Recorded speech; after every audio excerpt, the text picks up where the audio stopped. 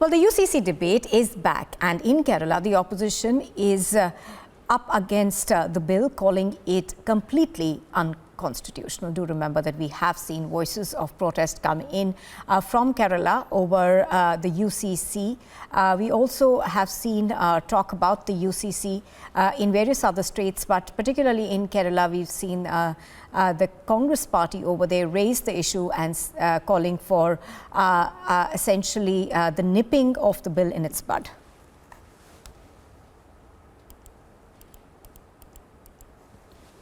Uniform civil code cannot be accepted because the discussion about uniform civil code are in the air the last 75 years. After the independence, there was a discussion of uniform civil code.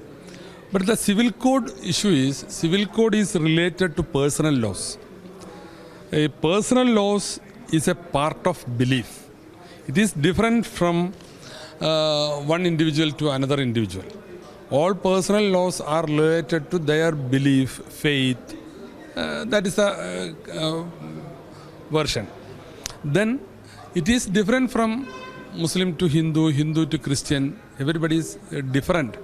That is why a common civil code cannot be accepted. We cannot formulate a common civil code. But the Hindu personal laws are in connection with the Hindu faith. Muslim personal laws are in connection with the Shariat laws. Their marriage, divorce, adoption, etc. Then the part of family property, division of property, everything is different. Muslim personal laws are the Quranic injection. It cannot be changed or variated. Uniform civil code, do you or not? No, I don't know in what context or circumstance you raise this thing, because I'm not fully aware of the judgment which speaks that there should be a uniform civil code. But of course, as a lawyer, I would say it's a policy matter on which usually the courts should keep away from commenting, because that is a complete domain of the legislature. Usually courts don't make comments on such things. I don't know in what context such an observation, if at all it is there, it has been made. But uniform civil code is a very sensitive issue, which there is a section which is demanding for that. There is a section which is opposing it. So unless until there is a consensus on the same, it may not be appropriate for a country like India. It should be in a democratic process which should evolve a consensus and bring it up. Otherwise, Congress has strongly opposed such moves of division in this country. You say that Congress is strongly opposing. Many times we have seen when the centre brings in a kind of legislature, we have seen the Kerala Assembly especially bringing a resolution against it. Do you think if a scenario comes where the uniform civil code is being implemented, do you think the Congress here will press for a resolution in the Kerala Assembly?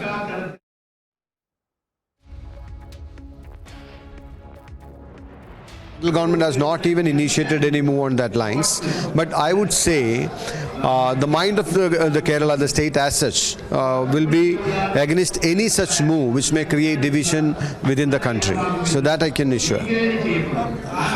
When it came to disputes, whether it's marriage disputes, inheritance, you do not agree that there should be a common code for all of that to sweep out, to clear out all this entanglement which people have to go through when addressing all these issues?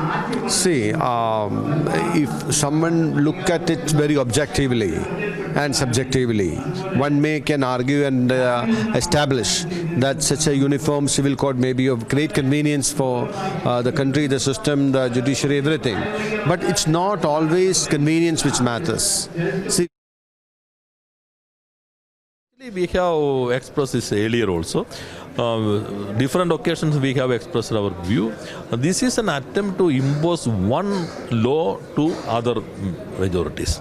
Earlier there was a discussion for concerns. Now this attempt to impose one Hindutva ideology on other laws. That issue should be resolved. Our opinion with regard to this is well done and it is available in the public domain. Now to Ashwin, who's reporting live on this from Thiruvananthapuram. Ashwin, of course, the Kerala High Court did make an observation that it feels that the Uniform Civil Code should be brought about. But obviously, politicians across hues in Kerala are not very amenable to that.